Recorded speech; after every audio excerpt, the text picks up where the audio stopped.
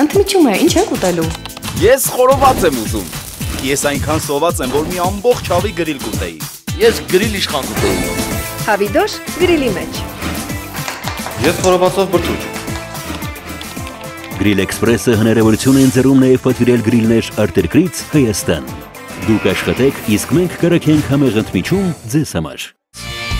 Որոգայթ, հայկական գեղարվեստական ֆիլմ հոլիվուդյան կանոններով։ Որոգայթ գեղարվեստական ֆիլմը շարունակում է մնալ մեծ էկրանին, Հայաստանում, Միացյալ Նահանգներում։ Նոր խոսք, նոր դեմքեր, նոր ընկալում։ Շատ ոգևորիչ ֆիլմ է, շատ լավն է, շատ տպավորված եմ։ Տպավորությունը երում է։ Շատ հավանել ենք, շատ տպավորված ենք։ Տպավորություններս շատ վառ են, որովհետև սպասումներս էլ էին մեծ։ Անգամ ես լաց եղամ։ Պրոֆեսիոնալ ֆիլմ։ Իրոք շատ պրոֆեսիոնալ էր ամեն ինչ արած։ Ազդեցիկ ֆիլմ էր։ Բավականին տպավորված եմ։ Շատ լավ կինո էր, բոլորին մաղթում գանդիտ են անպայման։ Որոգայթ, մայրաքաղաքի կինոթատրոններում։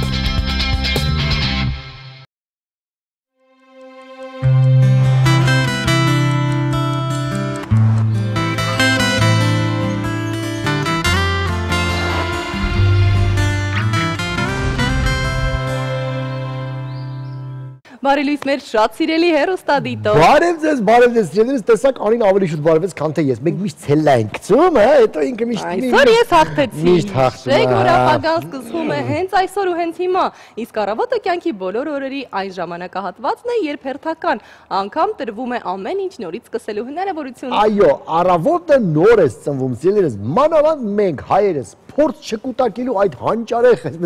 հատկությունը մենք ունենք ամեն օր ծնվում ենք, սկսում ենք սովորել քայլել, խոսել, ուտել եւ այլ։ Հետո գիշերը մեռնում ենք, որտեղ վաղ նման այո մենք վարվում ենք մեր։ Այո, Ֆելիքս հայերեն Փյունիկն է։ Փյունիկը։ Այո, անցնենք առաջ, էլի։ Վայելեք այսօր մեզ հետ միասին Շանթի ուղիղ եթերում։ Այսօր մարտի 30-ն է, օրը չորեքշաբթի։ Պեկինի համալսարանի գիտնականները պարզել են, թե ինչ որակներ պետք է ունենա աղջիկը այս կամ այն խավի տղամարդուն գրավելու համար։ Հիմա պետք է լինի գեղեցիկ եւ գրավիչ։ Պարզվել է, որ նյութական բարիքների հետ միասին մեծանում է նաեւ գեղեցիկ սեռի ներկայացուցիչների արտաքին գրավչության նկատմամբ տղամարդկանց պահանջկոտությունը։ Այո, օրինակ հայ տղամարդիկ սիրում են սլավոնական արտաքինով աղջիկներին։ Առավել հարուստները պարտադիր են համարում իրենց ապագա անցյալի գեղեցկուհի լինելու նախապայմանը, իսկ համեստ միջոցներ ունեցող երիտասարդները, ինչպես ցույց է տվել հարցումը, արտաքինից շատ կարևորում են իրենց ընկերուհու բնավորությունն ու խելացիությունը։ Այո, ջայնամ մարդս մարդ լինի, էլի, չէ՞, ոչինչ որ, այո, մի բան չի, իսկ արտաքինի թերությունները կամ չեն նկատում, կամ էլ աշխատում են ուշադրություն չդարձնել, հուսալով, որ մարդս մարդ լինի, մի օր կփրկի։ Արտաքին թերությունները քողարկելու համար սիրելի կանայք եւ աղջիկները, հագեք լայն շորեր, այսպես, որպեսզի թերությունները չերևա։ Կարծիք չէ, որ ինքնավիճ կապ ունի, վաղ մենք կապ ունի, քեզ ասված չի խնայ, մարդկա կարող ապատայի չի կարող սուստա ամեն ինչ։ Գաղտնիք չէ, որ ինքնակննադատությունն ավելի հատուկ է կանանց, հատկապես երբ խոսք է գնում սեփական արտաքինի մասին։ Այո, կանայք միշտ հայլու մեջ որ նայում են, ասում են, վայ, էս ինչա, ստեղս ավել է, ստեղս պակաս է, դեղս չկա։ Իսկ դուք չեք էլ նայում հայլու մեջ, որ հասել եք ավել է պակաս։ Ես ընդհանրապես որ նայում եմ հայլու մեջ, հետևի պատն եմ տեսնում։ Ասում ես ողջույն, հարգանքներս եւ գրում ես։ Սոցիոլոգները փորձի ընթացքում պարզել են, որ հայլու մեջ նայելուց հետո տղամարդկանց ճնշող մեծամասնությունը գոհ է մնում տեսածից, իհարկե։ Այո, ես տեսել եմ բազում անգամ տեսել եմ տղամարդկանց փողոցում ստանգնացել, ինքնարժեքը sense բարձր չես տեսել։ Երևի գոհ են էլի, որ դա չի փոխվում, այո։ Դուք եք մեղավոր։ Էլի մենք։ Իհարկե։ Իսկ հականանց մեծամասնությունը հիասթափություն է ապրում, իհարկե։ Հետաքրքիրն է, որ երկու սեռերի դեպքում էլ սեփական արտաքինի ընկալումը գրեթե կապ չի ունենում իրականության հետ։ Որովհետև կանայք միշտ ձգտում են իդեալական դառնալ, իսկ տղամարդկանց միշտ մեկ է։ Չի կարելի ձգտել դառնալ իդեալական, սիրելիներս։ Դե հնարավորին է։ Կանայք նայում են հայլու մեջ, վայ, կնջիրս ավելացավ, նայում են իրենք իրենց մարմինը, տես երակս ոնց է դուս պրծե, երկրորդից հետո եղավ։ Բա Մեկ այլ փորձել ցույց է տվել, որ կանայք ավելի հաճախ են ընկերաբար հորանջում, ավելի հեշտ են այդ երևույթից վարակվում, քան տղամարդիկ։ Այո, տես բան կա, որտեղ կանայք ավելի այսպես բաց են, ավելի անմիջական են, ավելի խաղարկուն են, Եվ իրենց կազմվածքին նույնպես են վերաբերվում։ Հոգեբանները դա բացատրում են նրանով, որ իգական սերն ավելի հակված է մխիթարելուն, ներկաների հոգեկան եւ ֆիզիկական վիճակը զգալուն եւ հասկանալուն, քան տղամարդիկ։ Որովհետեւ կանանց Աստված ստեղծել է որպես մայր։ Հասկանում ես։ Այդպեսի բան կա։ Իսկ տղամարդիկ հաճախ են ընկերաբար խմում, ուժեղ սերի ներկայացուցիչների շրջանում իրականացված հարցումը ցույց է տալիս, որ նրանց սոցիալական կյանքի մեծ մասը ծանոթություններ, ընկերական հանդիպումները, հանգիստ եւ այլն պարտադիր կերպով ուղեկցվում է ալկոհոլի օգտագործմամբ։ Ես կարծում եմ դա հենց այն պատճառով է, որ ոք մարդ խմած է, նա մի քիչ ավելի ազատ է, այո, մի քիչ ավելի խիզախ է։ Կոմպլեքսավորված եք էլի, մինչև մի բաժակ չեք խմում։ Հա, բա ինչ են ասում, մի բաժակ գինի խմեցի, սարխոշ սա։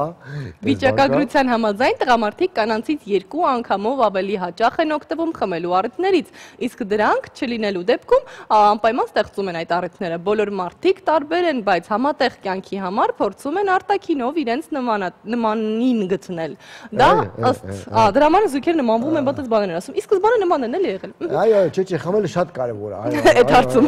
Դա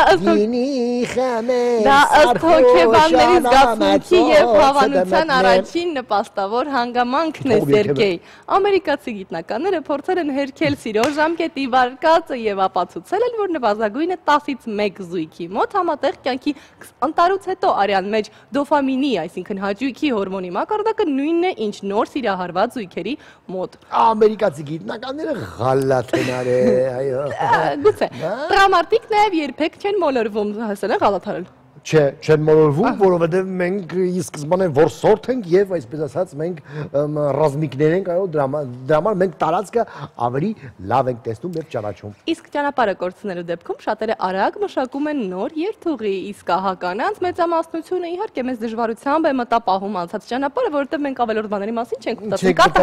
տղամարդ, որը գնալ այս ճանապարհը։ Մասնագետները սա բացատրում են այնպես, ինչպես Սերգեյը տղամարդու բնատուր տարածական մտածողությամբ, որը հնում օգտագործվել է որս անելու եւ պատերազմելու համար։ Դա չի նշանակում, որ Սերգեյը մասնագետ է, չէ՞, ուղղակի Սերգեյը տղամարդ է։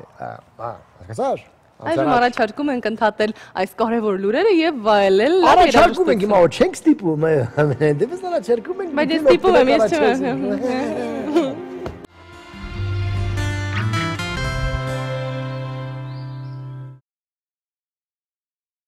Ահա, սիրելիներս,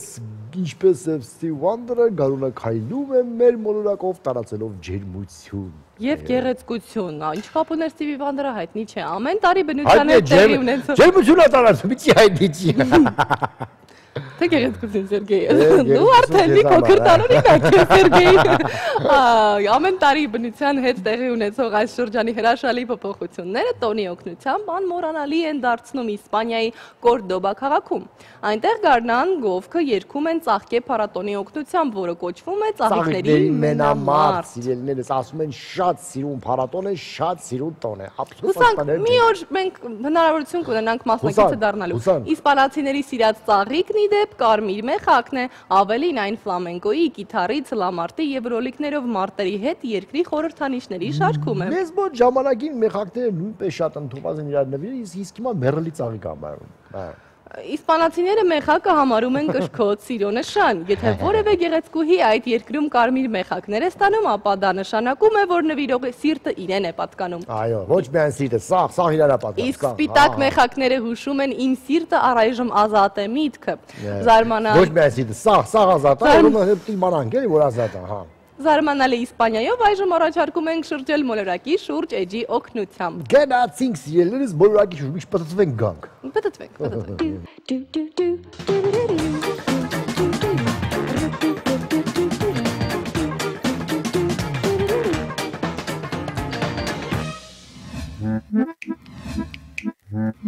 Շրջագայություն դեպի արևշող Իսպանիա, ֆլամենկո, գինիներ, ցլամարտ, այս ամենից զատ իհարկե հիասքանչ բնություն ու կառույցներ, իսպանական հրաշալիքների մասին հաջորդ թիվ։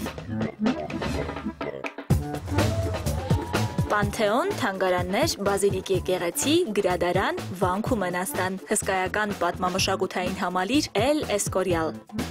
Գտնվում է Սան Լորենսո դե Էսկորիա քաղաքում։ Ծովի մակերևույթից շուրջ 1000 մետր բարձրության վրա գտնվող պալատը կառուցվել է 1563-ից 84 թվականներին։ Զբաղեցնում է մոտ 33000 քառակուսի մետր տարածք։ Այն կառուցվել է ի հիշատակ Սուրբ Լավրենտի, ում ողջ այրել էին։ Էսկորիալն իրականում հսկայական ուղղանկյուն է, որն ընդգրկում է 15 պատկերասրահ, 16 ներքին բակ, 13 ժամատուն, 300 խուց, 86 աստիճան, 9 աշտարակ, 2673 պատուհան, 1200 դուռ։ Էսկորիալի պալատը եղել է Իսպանիայի թագավորների նստավայրը, բազիլիկը թագավորական դամբարանը, իսկ վանքը այժմ Սուրբ Ավգուստին վանականների նստավայրն է։ Ճարտարապետական հրաշալիքը նախագծվել է Ֆիլիպ II թագավորի և Միքելանջելոյի աշակերտ Խուան Բատիստա դե Տոլեդոյի կողմից։ Մենասեր ու կրոնասեր արքայի կամքն է շրջապատված լինել ոչ թե սպասավորներով, այլ վանականներով և կառուցել պալատ Աստծո և խրճիթ թագավորի համար։ Շինարարությունը տևել է 21 տարի, արքան անձամբ է հետևել նախագծման և շինարարական բոլոր փուլերին։ Կիրառվում էին ամենավորակյալ շինանյութերը, ընտրվում ամենահայտնի ու հմուտ վարպետները։ Շինարարության ավարտից հետո Ֆիլիպ II-ը Էսկորիալի համար սկսեց հավաքագրել իսպանացի ու եվրոպացի գեղանկարիչների հայտնի գործեր, թանկարժեք գրքեր ու ձեռագրեր։ Էսկորիալի գրադարանը զիջում է միայն Վատիկանի գրադարանին։ Իդեպ սա միակ գրադարանն է աշխարհում, որտեղ գրքերը հակառակ կողմով են պահվում գրադարաններում, զարդակապերը չվնասելու նպատակով։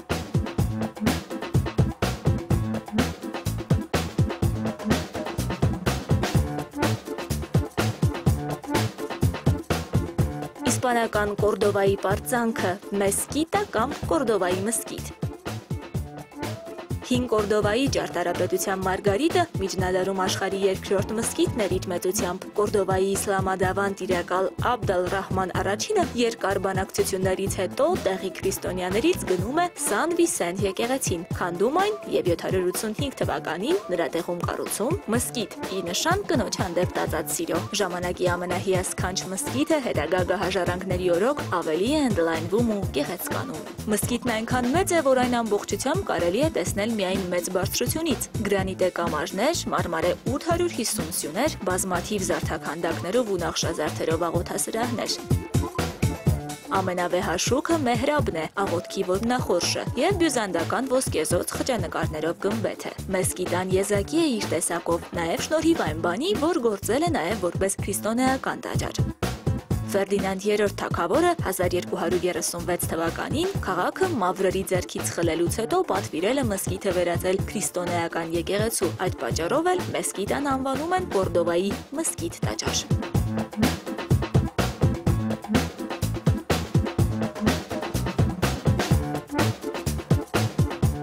Հարավային Իսպանիայում Գրանադա քաղաքի արևելյան սարալանջինը սփռված Ալհամբրա պալատական համալիրը, արաբերենից թարգմանած Կարմիր ամրոցը։ Այս հիասքանչ համալիրը ապշեցնում է իր զարդաքանդակներով, հարեմներով, բաղնիքներով ու ներքնագավիթներով։ Համարվում է մուսուլման նասրիդների թողած ժառանգությունը, որոնց գահակալության ընթացքում Գրանադան դարձել էր Գրանադական էմիրության մայրաքաղաքը։ Չքնաղ Ալհամբրա ամրոցի հիմնադիրն է համարվում 1238 թվականին Գրանադան նվաճած Մուհամեդ առաջին Իբն Նասրը։ Սկսած շինարարությունը շարունակում է նրա որդին Մուհամեդ II-ը։ 1492 թվականին Գրանադան գրավում են կաթոլիկ թագավորները և Ալհամբրան դառնում է նրանց նստավայրը։ Զարդաքանդակ պալատների հարևանությամբ Կարլ 5-րդը կառուցում է իր պալատ նստավայրը։ 1750-ական թվականներից հետո իսպանացի թագավորներն ասես մոռանում են Ալհամբրայի մասին։ Աշտարակներով ու բերդապարիսպներով շրջապատված չքնաղ համալիրն այժմ իսլամական ճարտարապետության թանգարան է։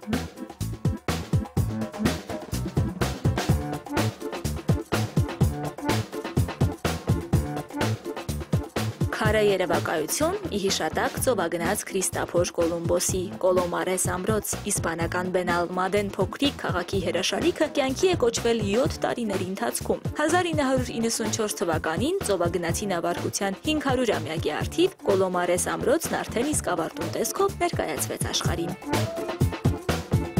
Կիրառվել են ճարտարապետական մի քանի ոճեր՝ գոթական, բյուզանդական, հռոմեական ու մավրիստական։ Այստեղ մեկտեղված են միջնադարյան Իսպանիայի 3 մշակույթների տարրեր՝ քրիստոնեություն, հուդաիզմ, իսլամ։ Քարե հրաշալիքը շրջապատված է խորհրդանշական 3 նավերով։ Տարածքում կա նաև փոքրիկ մատուռ։ Իդեպ ճարտարապետական չքնաղ համալիրն արդեն իսկ գրանցվել է Գինեսի ռեկորդների գրքում, այն էլ 2 անվանակարգերում։ Նախ որպես Քրիստոֆոր Կոլումբոսին նվիրված ամենամեծ հուշարձան, երկրորդ որպես աշխարհի ամենափոքրիկ մատուռն ունեցող ամրոց, ընդամենը 1.95 քառակուսի մետր։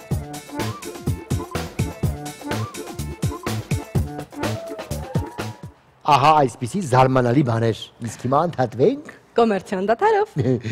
Հանկարծ չփորձվեք գնալ, հա, նստեք, գալիս ենք։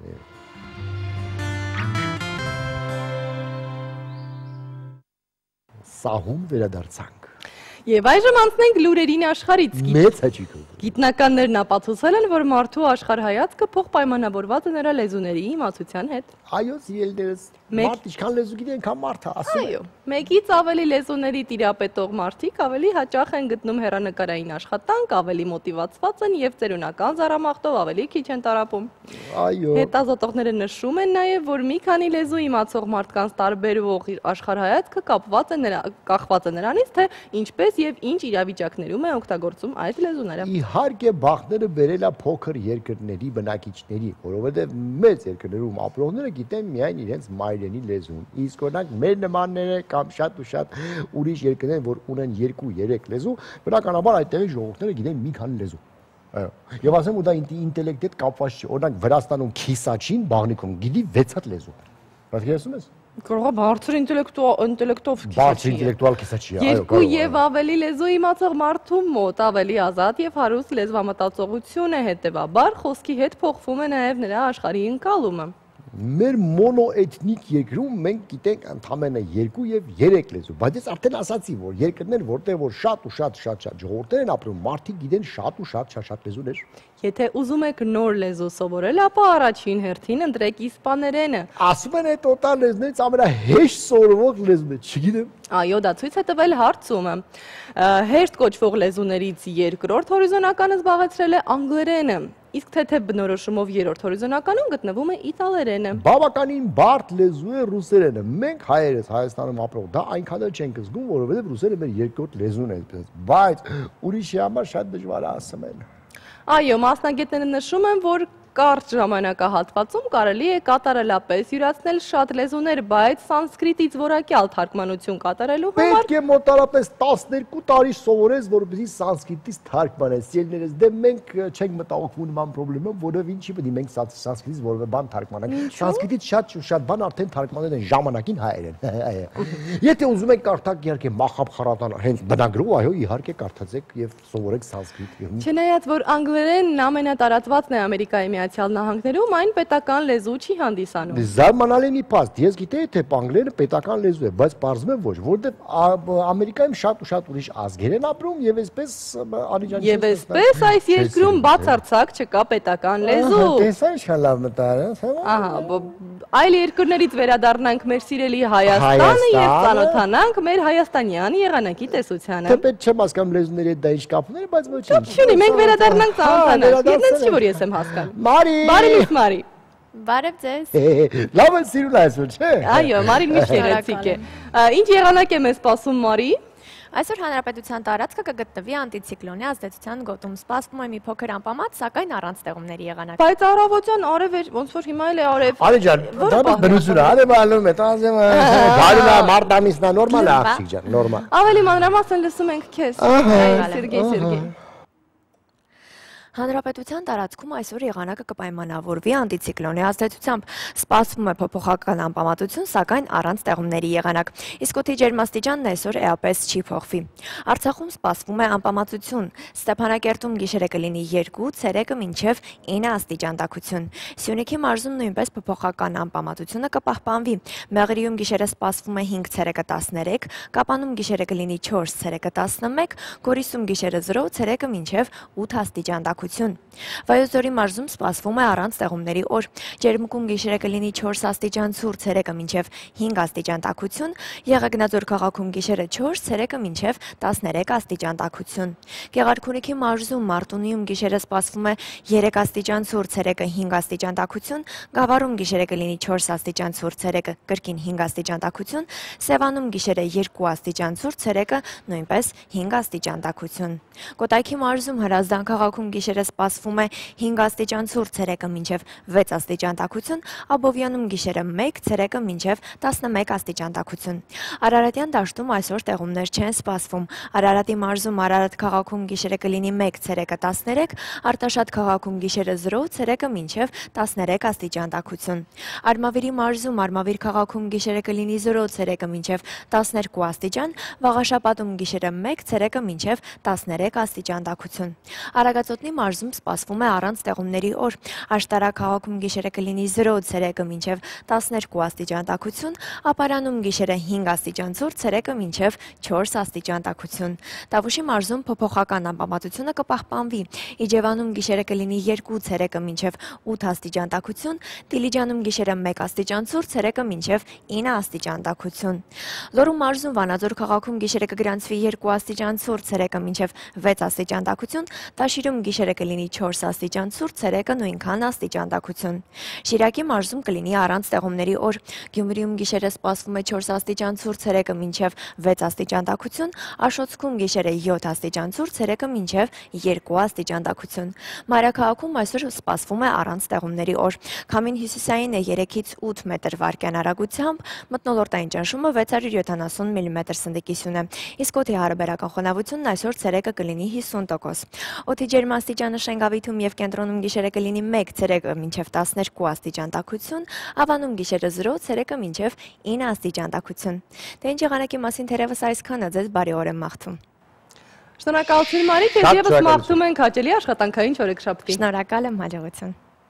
Մարին գնաց, մնացինք մենք ու դուք սիրելիներս, դուք եւ մեր սիրելի ընկերը։ Գործընկերը մեր շատ սիրելի մեր հաղորդման հովանավորն է իմը ընտանեկան բժշկական կենտրոնը, որտեղ հաշված րոպեների ընթացքում իրականացվում է բոլոր օրգանների համակարգչային ախտորոշում եւ որովայնի 4D սոնոգրաֆիա։ Կատարվում է կրծքագեղձի ստուգում, գործում է էքսպրես լաբորատորիա։ Իսկ վահանաձև գեղձի ստուգումը, ողնաշարի զննումը եւ 4-ից 14 տարեկան երեխաների ճիճվագրության ստուգումը կատարվում է անվճար։ Իմա բժշկական կենտրոն հասցեն Մաշտոցի 33 կոտորակ 1 հեռախոսի համար 50 80 50 զանգահարում ես եւ լուծում ես առողջական խնդիրները։ Իսկ եթերը շարունակում է մեկ այլ խնդիրներ լուծող որակի հետքերով էջը։ Օրվա դերապանցումը սիրելի Իրիչկայի հետ։ Այո։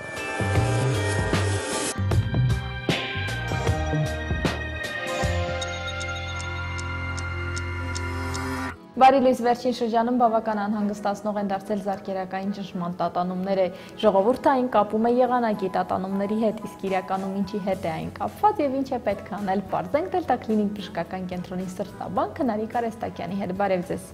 Զարկերակային ճնշման տատանումներ, ինչպես է դա արտահայտվում մեր օրգանիզմում։ Նախ սկսեմ այնտեղից, որ գոյություն ունի զարկերակային ճնշման երկու ցուցանիշ։ Առաջինը դա վերին սահմանն է, որը կոչվում է սիստոլիկ ճնշում, եւ ստորին սահմանը դա դիաստոլիկ զարկերակային ճնշումն է։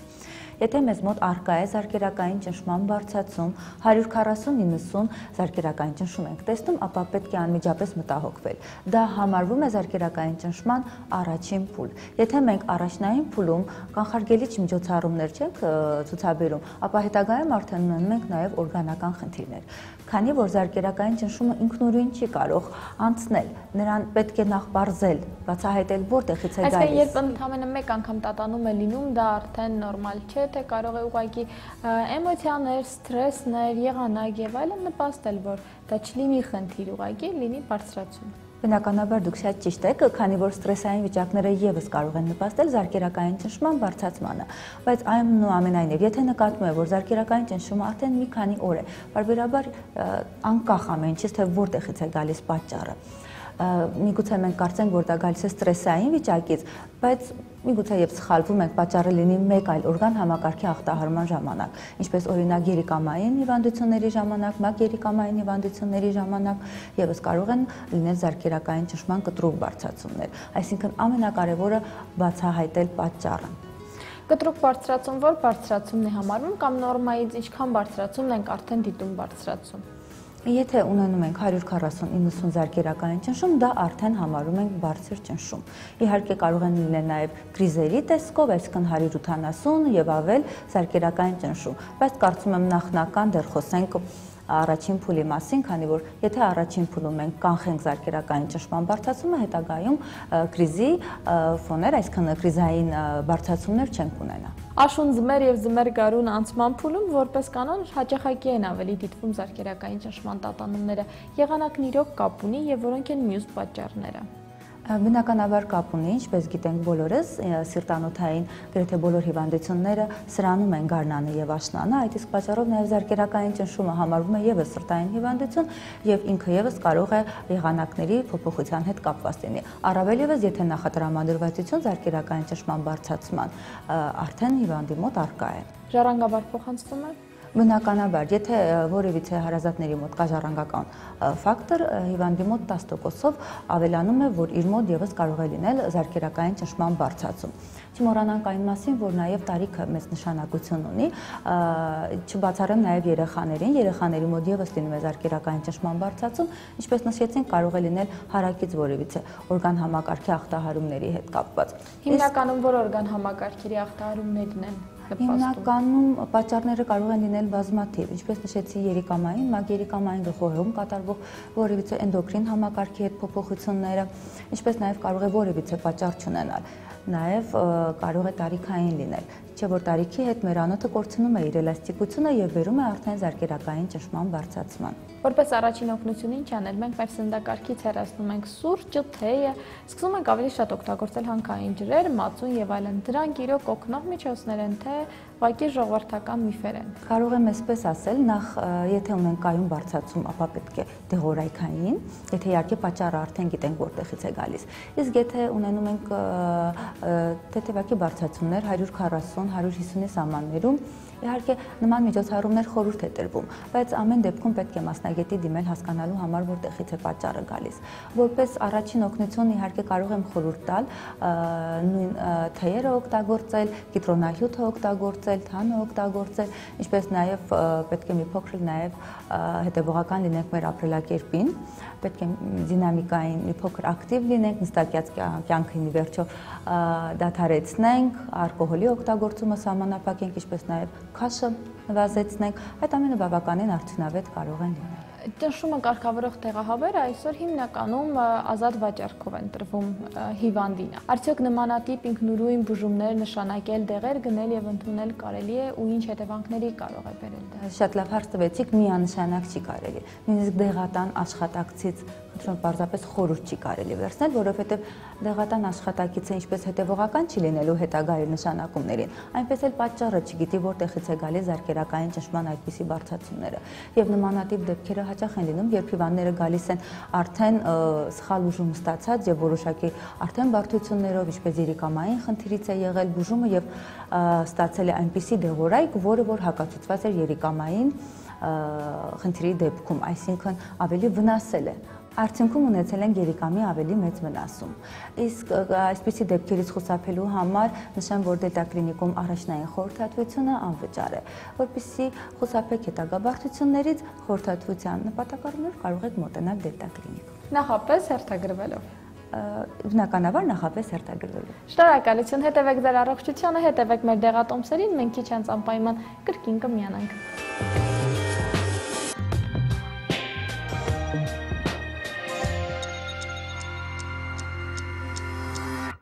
Այժմ մեր եթերում կոմերցիոն դադարը։ Խելոք լսեք դե հեսա կգանք։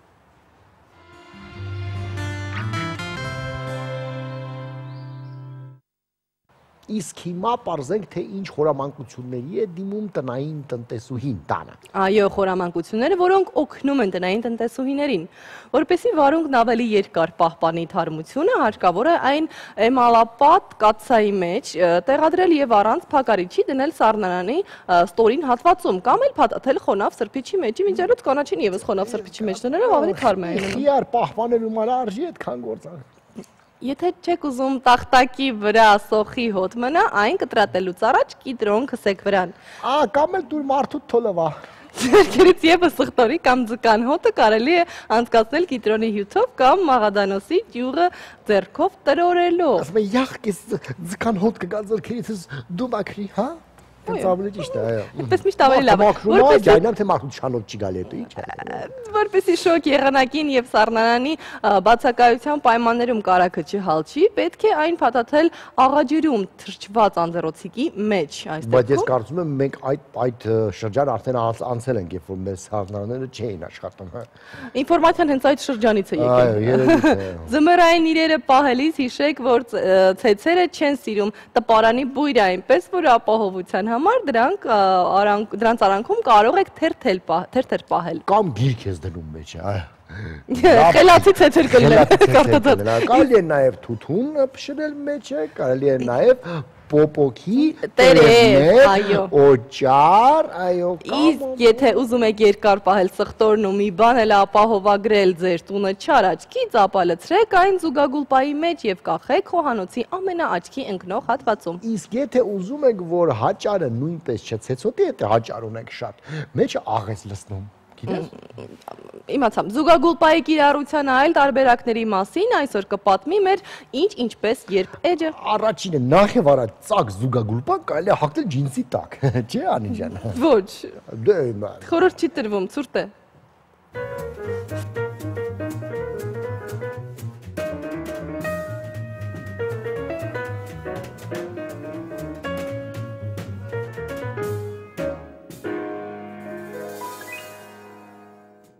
Մինչ տանտիրուհիների համար սոխ կամ սխտոր պահելու ամենահարմար միջոցի վերածվել է զուգագուլպաները նախ եւ առաջ կնոջ զգեստապահարանի ամենանուրբ եւ գեղեցիկ դետալն են կազմում, որոնք մենք ի սկզբանե կրկին վերցրել ենք տղամարդկանցից։ Ի սկզբանե անշուշտ տղամարդկանց զգեստապահարանից էին եկել զուգագուլպաները հասել մեզ կանանց։ Իհարկե պաշտպանիչ դերը կա ու կա, բայց նաեւ չմոռանանք, որ գոյություն ունի նաեւ էսթետիկ կողմը։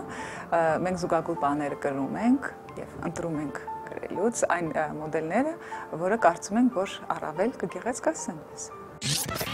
Ինչպես տաբատները եւ պայուսակները, զուգագուլպաները եւս կանայք վերցրել են տղամարդկանց զգեստապահարանից։ 16-ից 18-րդ դարերում արդեն ազնվական պճնամոլ տիկինները զուգագուլպաների մի ամբողջ մշակույթ էին ձևավորել, բայց քանի որ դրանք կրում էին երկար եւ բազմաշերտ զգեստների ներքո, դրանց գեղեցկությամբ կարող էին հիանալ միայն նրանց ընտրյալները։ 19-րդ դարում, երբ շրջազգեստի փեշերը սկսեցին կարճանալ, սկսվեց զուգագուլպաների աստղային ժամը։ Սև, սպիտակ, գծավոր, շագանակագույն զուգագուլպաներին փոխարինելու եկան մարմնագույն մետաքսե զուգագուլպաները, եւ դրանց ճիշտ ընտրությունից էր կախված կնոջ ոտքերը սլացիկ ու գեղեցիկ տեսք ունենային, թե հակառակը։ Այս հարցում հիմա էլ շատ բան չի փոխվել։ Պետք է հիշենք, որ մարմնագույն զուգագուլպան նախատեսված է օֆիսային աշխատանքի համար, աշխատանքի գնալու համար։ Հիշենք, որ ցերեկը հագնում ենք աշխատանքի այս գույնը եւ երեկոյի համար արդեն կարող ենք ընտրել ավելի մուգ գույներ, ավելի մուգ տոներ, օրինակ սևը, որը շատ գեղեցիկ է լինում արդեն երեկոյան հագուստների հետ, բայց այստեղ կա մի նրբություն։ Եթե ուզում եք առավել էլեգանտ երևալ, դուք պետք է ընտրեք հնարավորին չափ բարակ զուգագուլպաները։ Ենթադրենք 8 դենից մինչև 15 դեն։ Եթե չէ, ապա գոնե 20 դեն, որովհետև որքան ավելի հաստ է լինում զուգագուլպան, այդքան գրավչությունը ոտքի կորչում է։ Եթե մի փոքրիկ թափանցիկությունը մնում է, արդեն աչք է շոյում։ Դրա համար պետք է հասկանանք, որ էլեգանտ հագուստի հետ պետք չէ կրել հաստ մոդելներ։ 1910 թվականին սկսեցին զուգագուլպաներ արտադրվել արհեստական մետաքսից, վիսկոզայից։ 28 տարի հետո 1938 թվականին ԱՄՆ-ում ֆրանսիացի գաղթական Դյուպոնը արտադրեց աշխարհում առաջին ամենաամուր եւ էլաստիկ արհեստական մանրաթելը՝ Սանդեքսը կամ Լայկրան։ Դյուպոնի էլաստիկ զուգագուլպաները գրավեցին ամբողջ աշխարհը եւ Դյուպոն կոնցեռնը մինչեւ այսօր էլ չի կորցրել իր դիրքերը։ Արհեստական մանրաթելից այս զուգագուլպան շատ հարմար է եւ սլացիկ տեսք է տալիս ոտքերին։ Միայն մեկ թերություն կա՝ փայլը։ Մարմնագույն զուգագուլպաները նաև ունենում են նայած իհարկե մոդել, ունենում են իրենց մեջ ինչ-որ փայլ։ Աշխատեք միշտ կրել առանց փայլի զուգագուլպա, ձեր ոտքը ավելի գեղեցիկ եւ բնական ցույց տալու համար, որովհետեւ փայլը միշտ խափում է, փայլը միշտ խանգարում է եւ իզուր մասսա է ավելացնում, ծավալ է ավելացնում ոտքին։ Արհեստական մանրաթելերից զուգագուլպաներն ավելի թափանցիկ էին, ավելի հարթ եւ ամենակարևորը ավելի մատչելի, քան մետաքսե զուգագուլպաները։ Հետևաբար հասանելի էին բոլոր խավերին։ Հասանելի էին, բայց ոչ շատ տարածված։ 20-րդ դարի կեսերին ԱՄՆ-ում նորաձևություն քարոզող ամենահայտնի կանանցից էր դերասանուհի Էն Միլլերը։ Հենց նրա շնորհիվ զուգագուլպաները շատ մեծ տարածում գտան եւ դարձան կանանց գեստապահարանի անհրաժեշտ ու անփոխարինելի տարրը։ Տարիքային խտրականություն զուգագուլպա կրելու համար անշուշտ չկա, բայց գոյություն ունեն նրբություններ, որ որոշ տարիքից հետո պետք չէ կրել այնպիսի մոդելներ, որոնք իրենց վրա են ուշադրությունը ձգում։ Օրինակ մոդելներ, որոնք մենք այստեղ ունենք այսպիսի զարդանախշով, որը ամբողջ ոտքով գծով ձգվում է, հասնում է իր կուլմինացիային եւ օրնամենտով այսպես վերջանում է։ Անշուշտ տարիքային բարձր խմբի կանայք պետք է խուսափեն այս մոդելից։ Իսկ ավելի երիտասարդ կանայք աղջիկները ավելի ազատ են իրենց ընտրության մեջ, որովհետեւ հիմա գիտեք գոյություն են շատ տարբեր մոդելներ, օրինակ ես շատ եմ սիրում այս տատույով մոդելը, որի մեկ ոտքը կարծես տատուաժ արված լինի, պիկանտ տեսք է տալիս զուգագուլպային։ Առաջին նախշավոր զուգագուլպաները 1966 թվականին ներկայացրեց ամերիկացի ավանգարդ դիզայներ Ռուդի Գերնրայխը։ Ի սկզբանե դրանք էքսցենտրիկ եւ համարձակ տպավորություն գործեցին եւ միայն տարիներ հետո պոդիումներից սահուն անցան դեպի կանանց առօրյա զգեստապահարան։ Այսօր նախշավոր զուգագուլպաների տեսականին թիվ ու հաշիվ չունի, իսկ ընտրելն ու համադրելը շատ մեծ զգուշություն է պահանջում։ Առհասարակ կա ոսկե կանոն, որքան ավելի հարուստ է օրնամենտով, նկարով, տեքստուրայով կամ պրինտով զուգագուլպան, այդքան ավելի հարթ եւ հասարակ կտրվածքի պետք է լինի հագուստը։ Դա ոսկե կանոն է, որը բոլորս պետք է հիշենք, որքան աչքի ընկնող զուգագուլպա, այդքան ավելի հանգիստ հագուստ։ Նույնքան զգուշորեն պետք է ընտրել եւ համադրել ոչ միայն նախշավոր, այլև հարթ գունավոր զուգագուլպաները, հատկապես ամենավառ եւ մաքուր գույները, որոնք այսօր շատ նորաձև են։ Հենց զուգագուլպաների գույնի ընտրությունից կախված է ձեր տարիքի, սոցիալական դիրքի, մասնագիտության եւ ճաշակի մասին առաջին տպավորությունը։ Անշուշտ տրենդի մեջ են գունավոր, տարբեր գույներով զուգագուլպաներ, պետք է զգուշացնեմ, որ երբ որ դուք կրում եք նամանավանդ վառ ցայտուն գույների, հիմնական գույների զուգագուլպաներ, լինեն դա կարմիր, կանաչ, դեղին, դուք անմիջապես ստանում եք ինֆանտիլ տեսք, այսինքն մանկական տեսք եք ստանում։ Մինչև 15 տարեկան են կրում գունզգույն այդ մոդելները դպրոց գնալուց եւ ցածր կրունկներով։ Իսկ կինը այդ գույները կրելիս պետք է շատ ուշադիր լինի, որովհետեւ գոյություն ունեն անշուշտ տարբեր տոներ գույների, եթե ենթադրենք որոշել եք հագնվել միատոն, մոնո գույնով, այսինքն ոտքից գլուխ, ենթադրենք հագնում եք խակի։ Այդ ժամանակ զուգագուլպան շատ լավ ընկեր կլինի ամբողջ ձեր հագուստին, այսինքն շարունակությունը կստացվի։ Իսկ եթե որոշեք կոնտրաստով լուծել այդ խնդիրը, այդ ժամանակ արդեն պետք է զգուշանաք, որ դա չբերի անճաշակության եւ սխալ տպավորություն չթողնի։ 8 դեն, 10 դեն, 40 դեն, 80, 150 եւ այսպես շարունակ։ Դեներով չափվում է զուգագուլպաների հաստությունը։ Դենի քանակն իրականում ցույց է տալիս, թե որքան է կշռում զուգագուլպայի մանրաթելը, որի երկարությունը հիմնականում լինում է մոտ 9 կիլոմետր։ Օրինակ 40 դենը նշանակում է, որ զուգագուլպան կշռում է 40 գրամ։ Ավելի մուգ եւ հաստ զուգագուլպաները սազում են ավելի հաստ գործվածք ունեցող հագուստի հետ, տրիկոտաժե հագուստի հետ ձմեռային, եթե մենք կրում ենք կարդիգաններ կամ տրիկոտաժե այլ ծանր, մեծ, ծավալուն հագուստներ, ցանկալի կլինի, որ նաեւ զուգագուլպան լինի բավականին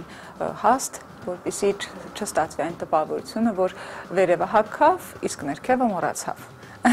Եղանակից էլ է կախված, կարող է հասնել 200 դենի, կարող է հասնել օրինակ բամբակյա մոդելներ կան, որոնք 450 դեն են,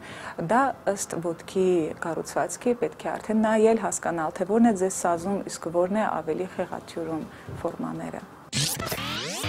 Գունավոր, նախշավոր, թափանցիկ ու անթափանց, հաստ ու բարակ զուգագուլպաների անհամար տեսակներն այսօր լրացնում են հատուկ նշանակության մոդելները, նախատեսված հղիների կամ վարիկոս հիվանդություն ունեցող կանանց համար, կամ ձգող զուգագուլպաները, որոնք ավելի սլացիկ տեսք են տալիս ոտքերին եւ գոտկատեղին։ Այս հարցում էլ ընտրությունը պետք է զգույշ եւ ուշադիր կատարել։ Մեր ուշադրությունը պետք է սևեռենք բարձրության վրա գոտկատեղի, զուգագուլպան որտեղ է ավարտվում։ Ենթադրենք, դուք որոշել եք ինչ որտեղ գնալ գրկող շրջազգեստով։ Այդ դեպքում պետք է հասկանալ, որ եթե մեզ մոտ պետք է գոտկատեղը բավականին սլացիկ երևա, մենք ընտրում ենք մոդել, զուգագուլպաների մասին է խոսքը, որի եզրը կլինի մեր գոտկատեղից մի քիչ ավելի բարձր, որպեսզի չհամընկնի գոտկատեղի հետ եւ վիզուալ չհաստանա գոտկատեղը։ Եվ հակառակը, եթե որոշել ենք, որ ենթադրենք, հակնելու ենք տաբատը զուգագուլպայի վրայից, պետք է անպայման հիշել, որ ոչ մի դեպքում վերևի եզրը չպետք է երևա զուգագուլպայի տաբատի տակից, դա ոսկե կանոն է։ Հագուստը պետք է գեղեցկացնի մարմինը, ընդգծի առավելություններն ու թաքցնի թերությունները։ Այս ամենը անկասկած վերաբերում է նաև զուգագուլպաներին, եւ որքան էլ ժամանակները փոխվել են, միևնույն է, ամենագեղեցիկն ու նրբագեղը շարունակում են համարվել զուգագուլպաների ամենահին մոդելները։ Զուգագուլպային ալտերնատիվ է նաև գուլպաները, ինչպես ռուսերենով է ասվում, չուլկիները ավելի ծանոթ մեծ բառ է։ Այստեղ մենք նմուշ ենք տեսնում, շատ էլեգանտ գեղեցիկ գուլպա է, որի եզրը պատված է ժապավենով։ Պետք է ասեմ, որ իսկապես շատ հարմար, էլեգանտ մոդելներ են, անշուշտ սովորելու վրա է, սովորության վրա է, թե դուք որն եք նախընտրում զուգագուլպան, թե գուլպան, բայց պետք է ասեմ, որ վերջին տարիների տեխնոլոգիաները թույլ են տալիս ցանկացած կառուցվածքի կնոջը նման մոդել կրելու, որովհետև իրենք ամրանում են սիլիկոնով եւ շատ լավ մնում են ոտքի վրա, գումարած շատ էլեգանտ տեսք ունեն։ Գեղեցիկ եւ կոկիկ հագնված կնոջ համար չկա ավելի սարսափելի բան, քան վնասված կամ այսպես ասած հատ գնացած զուգագուլպան։ Այսպիսի սարսափելի տեսարանից եւ ապրումներից խուսափելու համար ցանկալի է պայուսակի մեջ միշտ ունենալ 1 տուփ եղունգների թափանցիկ լակ կամ լավագույն դեպքում հավելյալ 1 տուփ նոր զուգագուլպա։ Սոնա Ղուկասյան, Արտակ Մարտիրոսյան, Առավոտը Շանթում։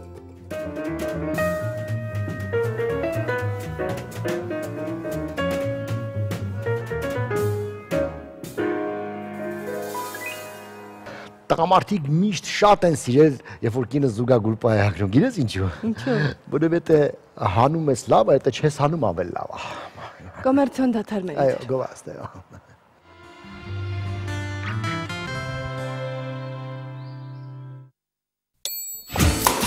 Ընդմիջում է, ինչ եք ուտելու։ Ես խորոված եմ ուզում։ Ես այնքան սոված եմ, որ մի ամբողջ հավի գրիլ կուտեի։ Ես գրիլ իշխան կուտեի։ Հավիդոշ գրիլի մեջ։ Ես խորովածով բրդուճ։ Գրիլ Էքսպրեսը հնարավորություն է ընձեռում նաև պատվիրել գրիլներ արտերկրից Հայաստան։ Դուք աշխատեք, իսկ մենք կրակենք համեղ ընդմիջում ձեզ համար։ Որոգայթ, հայկական գեղարվեստական ֆիլմ հոլիվուդյան կանոններով։ Որոգայթ գեղարվեստական ֆիլմը շարունակում է մնալ մեծ էկրանին, Հայաստանում, Միացյալ Նահանգներում։ Նոր խոսք, նոր դեմքեր, նոր ընկալում։ Շատ ոգևորիչ ֆիլմ է, շատ լավն է,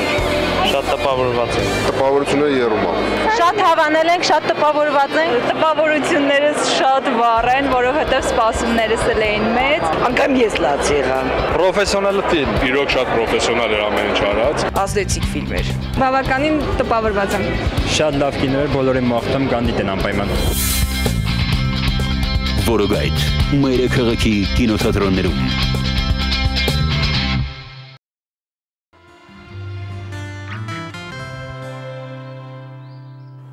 Դարձյալ մի փոքր ճանապարհորդ ենք։ Այո, այժմ խոսենք աշխարհի հնագույն քաղաքներից մեկի Երուսաղեմի մասին։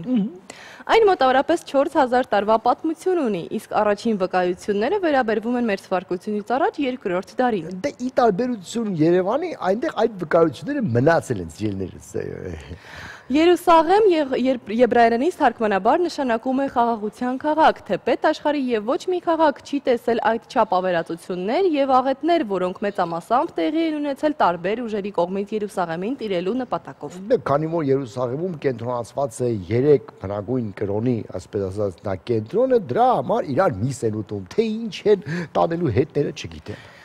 Վիճակագրությունը փաստում է, որ այդ քաղաք կատարած ճանապարհորդության շնորհիվ հոգեկան հիվանդություններից բուժվում է տարեկան մոտ 100 ուխտագնաց։ Ես խորհուրդ եմ տալի ամբողջ ազգովի մի հատ գնանք այնտեղ բուժվենք եւ վերադառնանք Երուսաղեմը, նաեւ խոշոր մեգապոլիս է, որում ներդաշնակ կերպով համադրվում են հին նորի պատմական ժամանակակցի հետ։ Այժմ ձեր ուշադրությանը կներկայացնենք Երուսաղեմի հայկական ժառանգությունը, որը ներկայացնում է մեր ցուցահանդես, մեր տեսանյութը։ Երուսաղեմ դարձած տեսանյութ։ Հայազգի Գրիգորյանի լուսանկարչական արվեստանոցում 19-րդ դարում արված այս լուսանկարը եւս մեկ անգամ ապացուցում է Երուսաղեմում հայկական հարուստ ժառանգության եւ ընդհանրապես հայկական հետքերի մասին։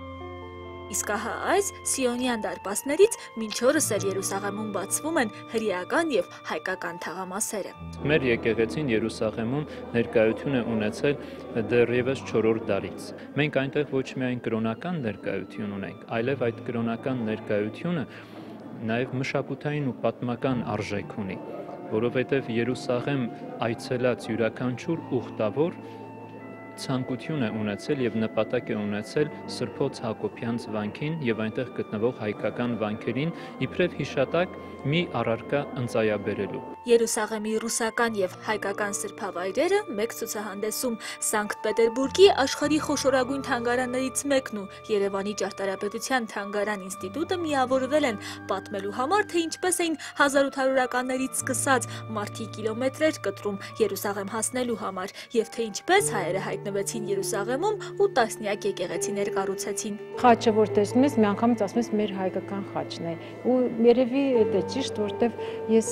հիմա ապրում եմ Մոնտենեգրոյում, մենք հայկական եկեղեցի չունենք, բայց հիմա պլաներում եմ եկեղեցի ենք վերցնելու, արդեն կա պատրաստի ու համարում եմ, որ ամենաառաջի քայլն է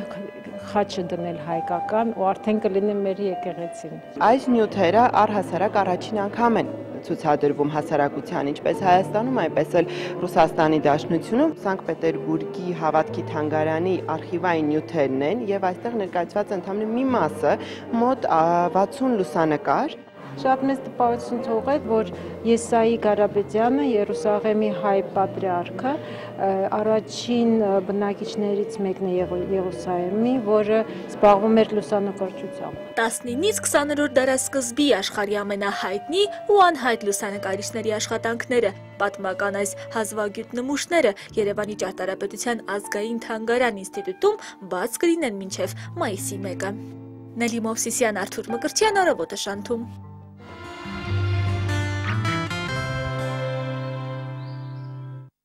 Զարմանալի ժողովուրդ ենք, գաղթում ենք հայրենիքից եւ բավական է միատեսենք միտեղ եկեղեցի կառուցել, հայ համայնք ստեղծել եւ վերջ հանգիստ մեզ համար ապրում ենք։ Աշխարհի բնակչության 80%-ը վախենում է ինքնաթիռով թռչելուց, իսկ 5%-ը կտրականապես հրաժարվում է օդանավ նստել։ Մանավանդ այս վերջի իրադարձությունից ելնելով պարզ է, որ մարդիկ կվախենան։ Դեռ ավելին, մինչև օդանավ նստելը այնքան պրոցեդուրաներ է անցնում, որ ուղղակի տհաճ է։ Սակայն իրականում երթևեկության ամենաանվտանգ տեսակը օդանավն է։ Այո, եթե մենք հաշվենք, թե որքան քանի մարդ է ընկնում մեքենայի տակ օրական ամբողջ աշխարհում եւ համադրենք դա, թե քանի մարդ է զոհվել ինքնաթիռով թռչելիս, բարձր անհամեմատելի թվեր կլինեն։ Այո, ըստ միջազգային վիճակագրության վթարի է ենթարկվում 1 միլիոն թռիչքից միայն մեկը, ինչը չի կարելի ասել ավտոմեքենաների կամ տրանսպորտային այլ փոխադրամիջոցների մասին։ Ես իմ մերդելորը չգիտեմ, տեսարանը։ Օդային տրանսպորտից տարեկան մահանում է 1000-ից 2000 մարդ, այնինչ ավտովթարները խլում են 1.200.000 մարդու կյանք։ Մոտավորապես Հայաստանի բնակչության չափ։ Աշխարհում ամեն 3 վայրկյանը մեկ վայրեջք է կատարվում մեկ ինքնաթիռ։ Ավանակները տարեկան ավելի շատ մարդ են սպանում, քան ավիավթարները։ Որ ասեմ, էս շեն։ Վիճակագիրները պնդում են, որ հետիոտնային անցումի մոտ կանաչ լույսի սպասելիս զոհվելը տասնյակ անգամներով ավելի հավանական է, քան ավիավթարից մահանալը։ Այո, սիրելիներս, այդ ամեն ինչ ասում ենք, որպեսզի այդ ֆոբիան, որ մենք բոլորս եւ նաեւ մեր հերոսադիտողը ունի բանի ինքնաթիռի հանդեպ, կամած անցնի։ Մի վախեցեք, ելնող բան ելնելու է։ Այժմ իջնենք երկնքից, բայց ոչ լիովին, քանի որ անդրադառնալու ենք տրանսպորտային մեկ այլ միջոցի, որը Երևանում կա, բայց արդեն երկար տարիներ չի գործում։ Ճոպանուղի մեր եթերում։ Տեսանյութով։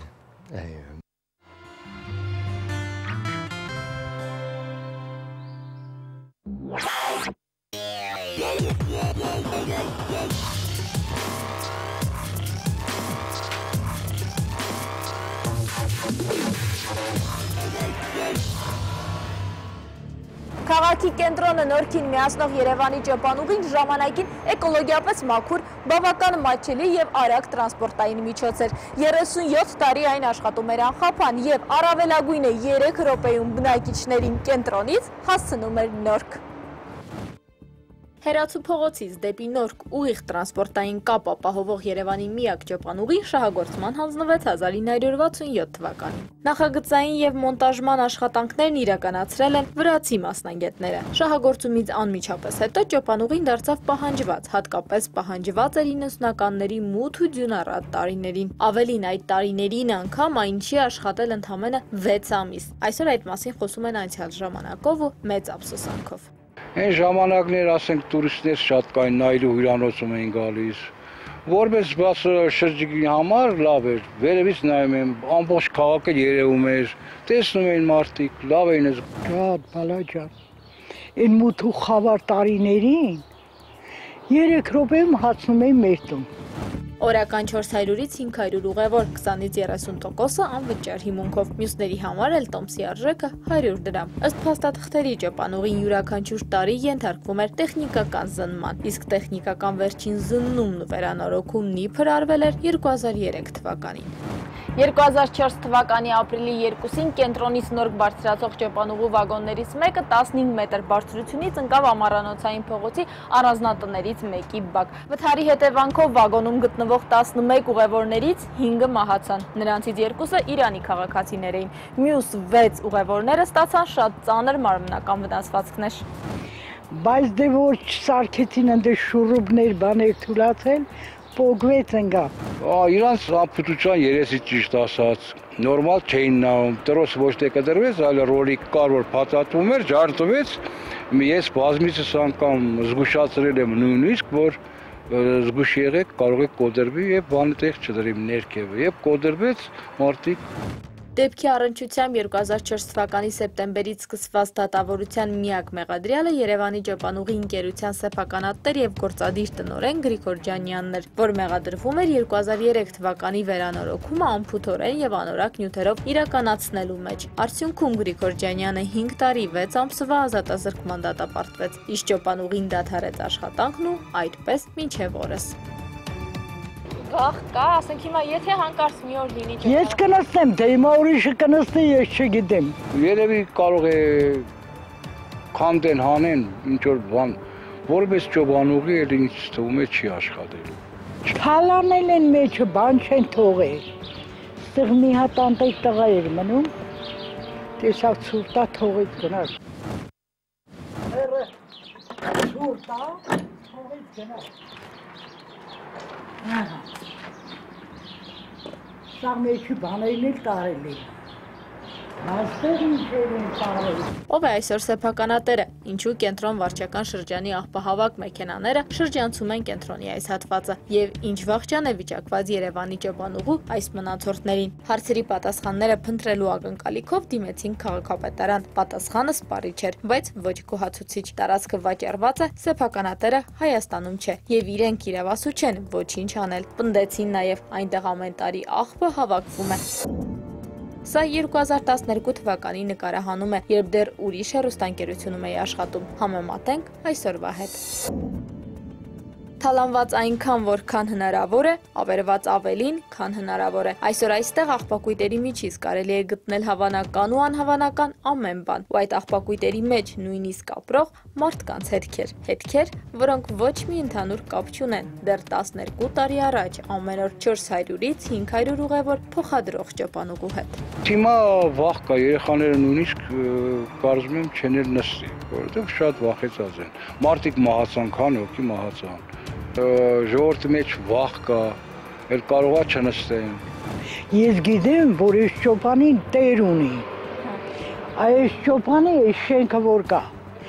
էդ էլ է ճոպանինը։ Բայց սա զավթել են տներ են սարքել, բայց պլանը ես ունեմ, պահել եմ։ Ինչևէ, Երևանի էկոլոգիապես մաքուր տրանսպորտային միջոց համարվող միակ ճոպանուղին այլևս պատմություն է, իսկ կարաոկե բարերի ու ուսումնական հաստատության կողքին գտնվող հակահիգիենիկ այս կայանը կարծես թե չի մտահոգում ոչ մեկին, անգամ ամեն օր այդ տեղով անցնող բնակիչներին, որոնց աղբը ևս հավաքվում է այստեղ։